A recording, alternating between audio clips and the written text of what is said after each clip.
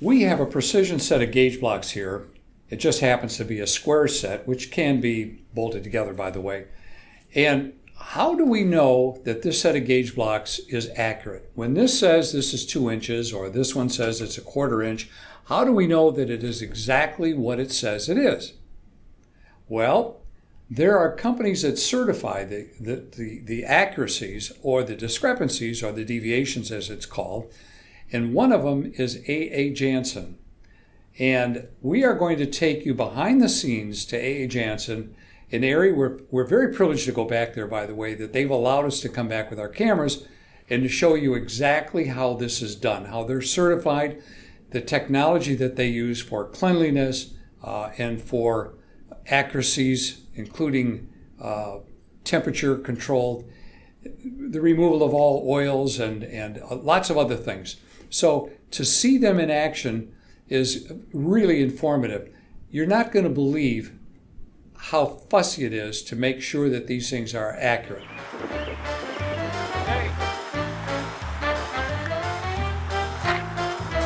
Hello. Hello. Welcome to Jansson. Thank you. Come on in. All right. We're sitting here at Jansson, a very, very historic facility that goes way back with the relationships to C.E.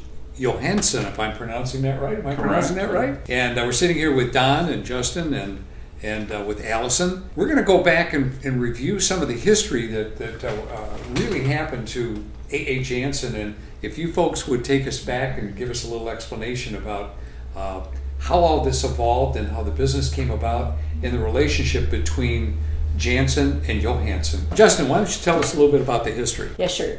Well, it started way back in Sweden with CEJ, and he started working in a rifle factory. And his biggest concern was they had all these gauging, but different sizes versus different parts. And he went back and thought about it and invented the gauge block.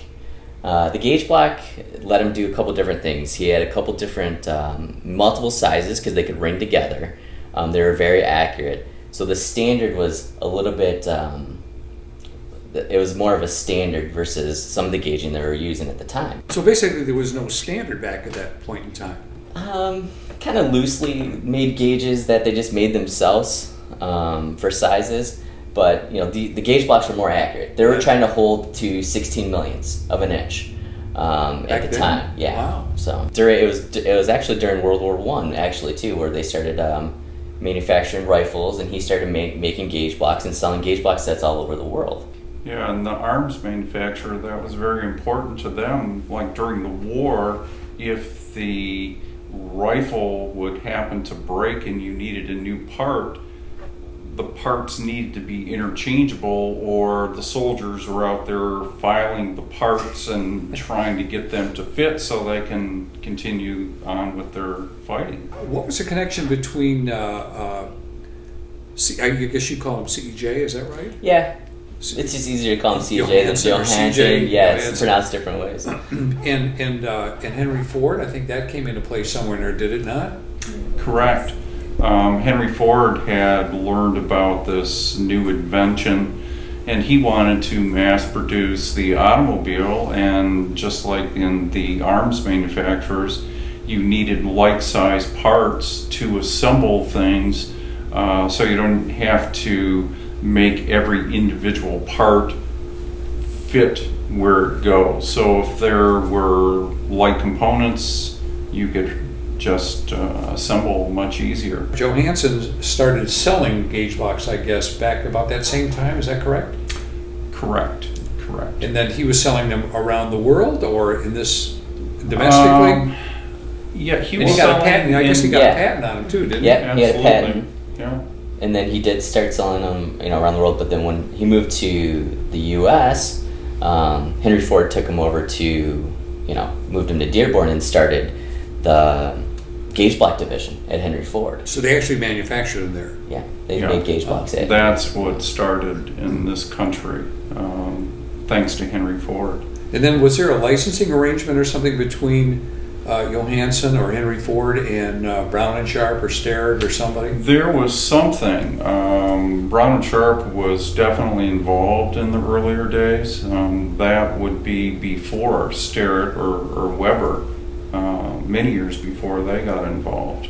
But I don't recall the exact dates or the history between all the companies. So what's the connection between Johansson and A.A. Jansson?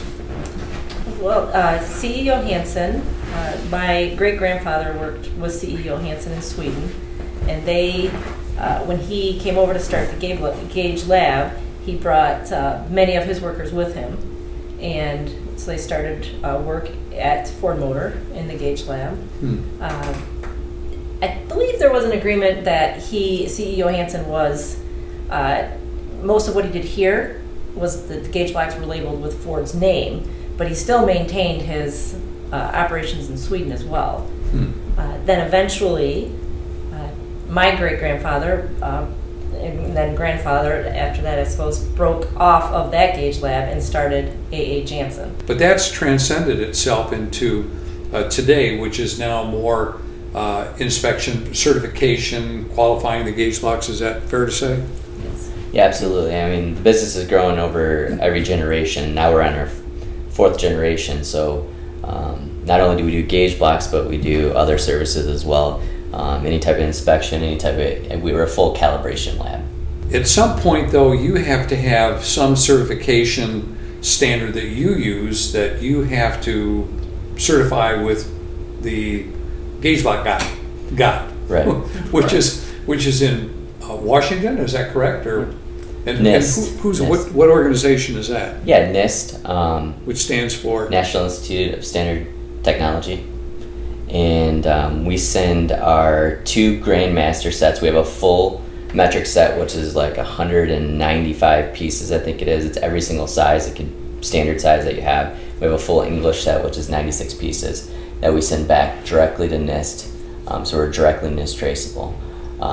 We use those Grandmasters as what we call them to calibrate our primary masters. Our primary masters are the ones that we use to calibrate our customer sets.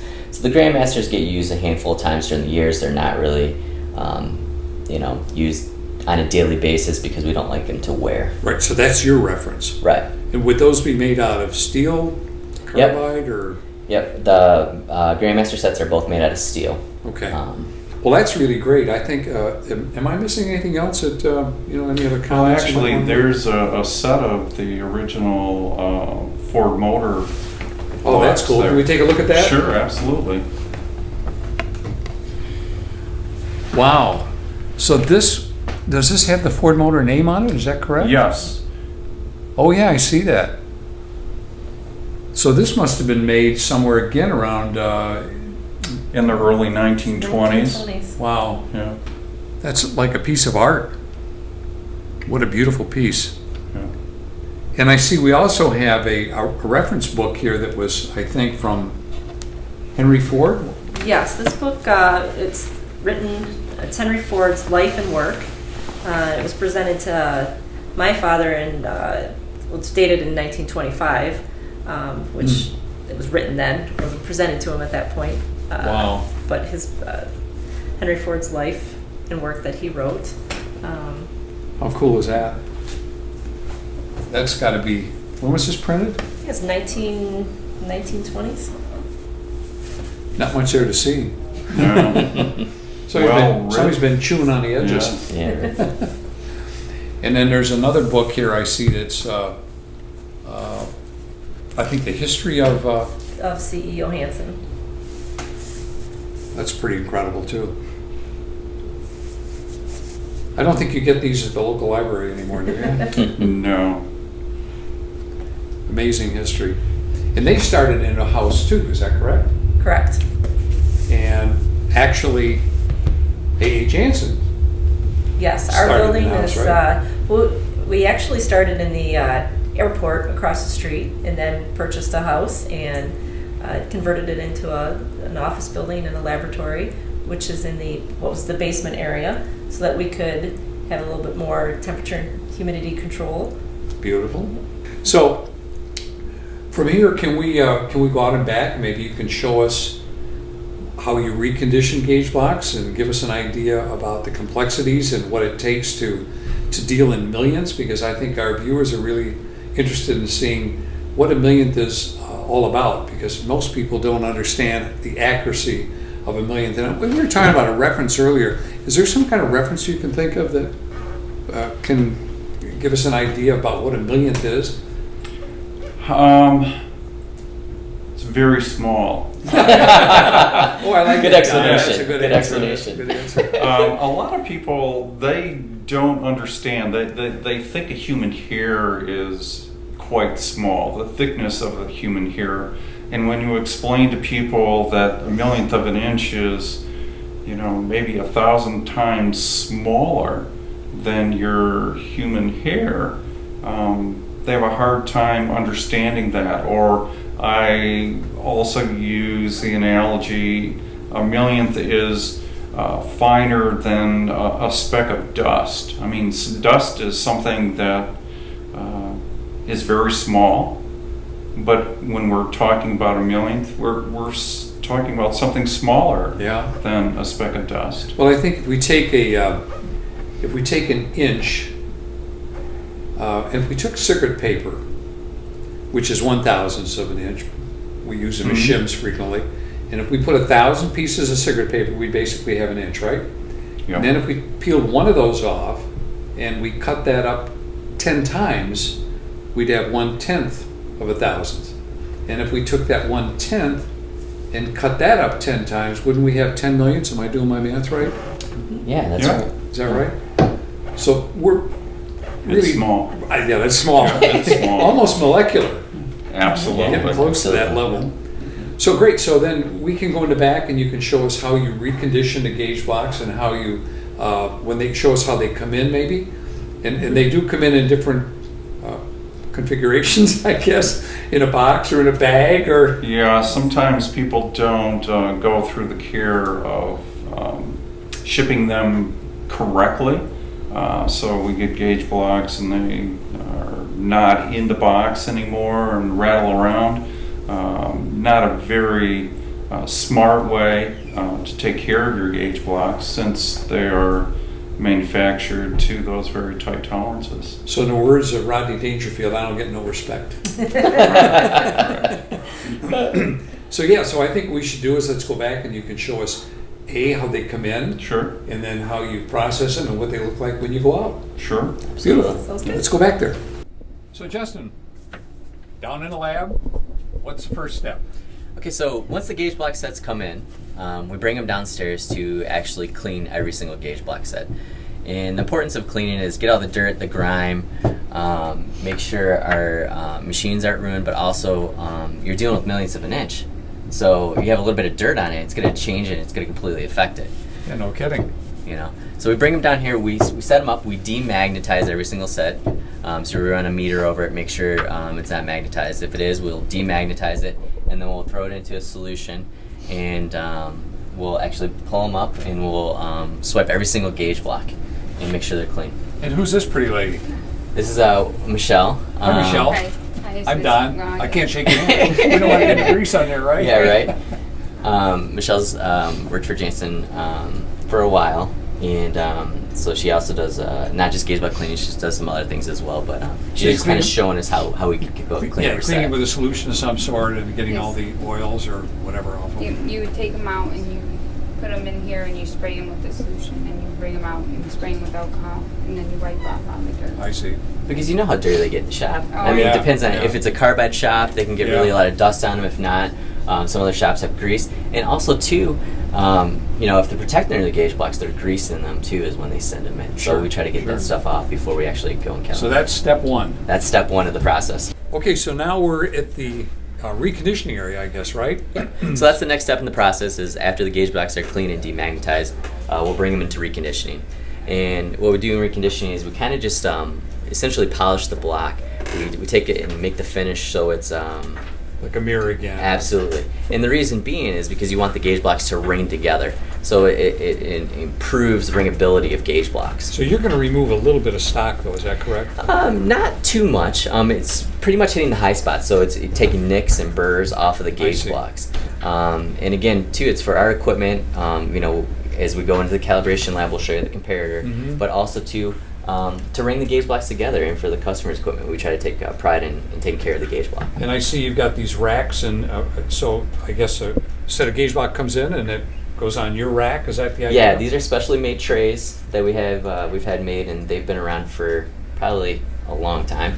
And there are all different types of sets that come in. So there's square, there's long blocks, there's rack, and we have different trays for different sets to go through. If I'm not, help me through this, but these large gauge blocks, or long ones, which are probably 12 inches long, isn't that kind of a challenge to make sure you get them to square and, parallel? Yes. Way up there? yeah, it is. And we have some special equipment in reconditioning that we use, special fixtures that are made to make sure it's stable and parallel and square to the plate. Beautiful. So now they've been reconditioned, I guess, and now where do we go from here? All right, time to go to the lab. Let's do it. So Justin, we're down in the lower level, I guess, we're kind of the basement of the house, is that right? Yeah, absolutely. And you want to tell us about the temperature control and the environment that we're in, I guess. Yeah. Well, the basement is great for the environment because it doesn't really change the humidity or the temperature as much because we're underground, right? So we do have a special air conditioning unit that is in all of our labs, and we have insulation that is throughout the walls. And it just helps to keep the lab at a stable 68 degrees constantly. We never turn off the lights. We always leave them on. And there's no really major temperature controls. You know how we are in Michigan. It might be 90 degrees today, but tomorrow it might be 60. Yeah. So the temperature will kick in, and we'll realize it. Boom. And next thing you know, we're still at 68 degrees. You don't think about that, but you keep the lights on all the time. That makes a lot of sense because it could. As the day goes on, the temperature could vary. It'll affect that's absolutely. So if we, to constantly turn them on and off and this and that, we just keep it at a stable. It's an interesting environment. Yeah. All right, so then we'll go back in here. We'll take a look and see what's going on in the lab, right? Sounds good. All right, so we're here in the lab, which is kind of chilly. What's the temperature in here? We keep it at a cool 68 degrees, right? Oh, no wonder. I'm not used to this. Yeah. Anyway, so we're in here where now we're going to be inspecting the blocks, is that correct? Yep. For size? Yep, we're going to calibrate the blocks. So we do a comparison measurement to our master sets, kind of like we talked about earlier. Yep. So we go and we measure 5 spots. We measure the middle, which is the deviation point, but we also measure 4 of the corners, which is variation in length. Ah. Okay, so that's kind of making sure that the block is parallel. So as you don't have high spot in the one corner versus the other corner. Sure. So. And then I see there's a glass right in front there, obviously from from breathing on the blocks, which will change the size of the block. Is that absolutely? Correct? And we try to take every precaution to make sure that we're not breathing on the blocks, we're not increasing the temperature. Temperature is everything, especially when you're dealing with millionths of an inch. That's why we keep this lab at 68 degrees, and it's usually plus or minus a half degree. Huh. So it's always consistently blowing air, as you can feel it kind of in the air here in the lab. If I'm looking at a computer here, or at least the screen, so every one of these blocks are logged on. Is that right? You're getting a printout of each one. Absolutely. So this is kind of what we do. We're doing a setup, and what she'll do is she'll do a run of a whole bunch of gauge blocks, and it's usually the same. It's usually English or metric, and it's usually the same material because we're using the master. So like I said earlier, if we have different masters, you got to take into account deformation because the materials are harder, the temperature changes. I see. The material. So she's doing a whole set right now, so what we'll do is we'll set up in a whole run, and we'll do 4 or 5 sets in a run. So she'll set it up with one master. Yes. And then run 5 sets. Absolutely. The same size for each master. Right. So she'll go through the whole 81 pieces and start off from 4 inches and go. What we do is take care of our masters real well. And like I have, this is master C1. And you set it to 0 because all the data is pre-entered into the federal program. I see. So that's going to calculate for you the size of the block. So like when we get the numbers back from NIST, right? But in the background, really whatever this block, the deviation 143 deviation of the block is what it's taking It's into compensating consideration. for the For the difference, from the master. and then of course you get a printout, Right. Yes. the deviation. So yeah, I think that's really important. That can we show? Perfect. Yeah, sure. So there's a deviation chart, right? Mm-hmm. And it's showing all the pluses and minuses. And what that amounts to is that if you've got, say, an older set that's been worn, and you have as much as 6, 8, 10 millions on 3 or 4 blocks, Yeah, some now will you're have a off 10. 30, 40 millions, or a tenth. You could be, and if you're trying to hold 2/10, Right. that's a problem. Oh, yeah. Right. So the deviation has got to be compensated for. Very important. Yeah, very important. And Yeah. our statistical data of our masters, we have an Excel spreadsheet that goes back from, I don't know, whenever the master set was established. Sometimes it was in the 70s, 80s. You know, it depends on when Excel started. We have handwritten ones, but we've also entered that in. We keep track of every single whole deviation, every single block, Wow. every single master. If Wow. it changes more than 4 millionths from year to year, it's a flag. It notifies me and says, boom, wait a second here. This block's Something's either wrong. unstable, it needs to be reconditioned again, there's a burr, there's a nick, Or there's replaced. something, or replaced. If we see kind of year to year, you kind of look at the whole data and see, it's kind of unstable from year to year, or it kind of still met it, but still was on the edge, we'll just replace the block. You know, I don't think the average guy in the street understands how close these tolerances are and how critical everything is. Temperature, dust. I noticed when we walked in, we stepped down a sticky pad to keep the dust off of the bottom of our shoes, right? Mm-hmm. And to keep the dust down in the room. Oh, Yeah, absolutely. And I'm constantly brushing my hand. We're even though const- there's no dust in there, you have to make sure, right? Yes, yes. It- And then you wipe with alcohol. All the blocks down. You don't before drink put that. them on. You don't drink I know, it doesn't have the margarita mix. No. I've been It's a margarita trying mix. Yeah, right. trying for them to get that. No, they, It's probably vodka. right, probably, right? Straight vodka. No, but yeah, so even though we've gone through the cleaning process and stuff, and in every stage it gets cleaned, but still, before we measure it, we still kind of clean it, just dust it off, make sure there's no dust particles, because like we said, the dust particles can change it a couple millions. Yeah. And when you're dealing with millions, you don't want that. No kidding. Wow, that's pretty amazing. This is considered our primary lab. So we keep the temperature at a critical plus or minus 1 degree of 68. So we do a lot of different things in here. We've got ring gauges, we do our long block comparator, we'll do thread wires in here, we'll do a lot of usually double X or high tolerance plug gauges we'll also do in here as well, mic standards, some different things. So we're always measuring in this lab. So I see these long blocks here, so they'll sit here for a couple of days to stabilize, Absolutely. is that right? Yeah, because the longer it is, it's more stable. Well, there's more core there, Right, so that absolutely. it can absorb the heat, and it takes a long time for it to come out. I mean, I guess as a layman, we think that the heat's not a big deal. Right. But when you're dealing in millions, do we have any idea, say, in a 12-inch block, how much it would grow with 1 degree change in temperature? Anybody got any ideas? There is a coefficient of thermal expansion, and I'm trying to think it off the top of my head. I want to say it's like 6 millions per inch or something like that. Is that right? Yeah. Per degree. Per degree, yes. So, That'd yeah. throw you off. Yeah, absolutely, right? So temperature is very critical. Temperature here, we have data loggers. So every 5 seconds, it's constantly recording the temperature, and it'll notify me if it goes even close to being out of spec. So we set the tolerance limits at plus or minus 1 degree, and if it does, it shoots me an email and says, hey, the primary Alarm lab's goes getting off. close. Alarm Yeah, goes off. it flashes red, and we have a screen down here as well that flashes the temperature and say, hey, something's not right, and we'll adjust it. Our temperature can be adjusted at a tenth of a degree. All right, so where do we go from here? All right, so let's go on to the next place. Beautiful. So, Justin, what do we got going on now? All right, so now that's gone through the whole process, we're going to finish the gauge block, get it ready for shipping. So what we're doing right here now is we have steel gauge blocks, and we'll lightly coat them with a grease. It protects them. It's a rust inhibitor, so it doesn't rust your gauge blocks when we ship them back to you.